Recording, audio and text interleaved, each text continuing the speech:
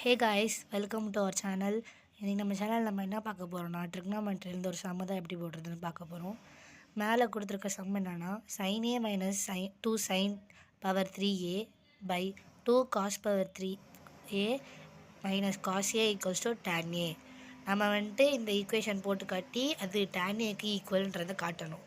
அதுக்கு என்ன பண்ணணும்னா, ஃபஸ்ட்டு லெஃப்ட் ஹேண்ட் சைடு எடுத்துக்கணும். sin a 1 minus 2 sin square a by cos a 2 cos square a minus 1 அப்படின்னு போட்டுக்கணும். மேலே இருக்கிற அந்த ஈக்குவேஷன்லேருந்து sin ஏவை காமனாக நம்ம மேலே நியூமரேட்டரில் எடுத்துகிட்டு டினாமினேட்டரில் cos ஏவை காமனாக எடுத்துகிட்டு அந்த ஒன்றுக்கு பதிலாக ஐடென்டிட்டி யூஸ் பண்ண போகிறோம்.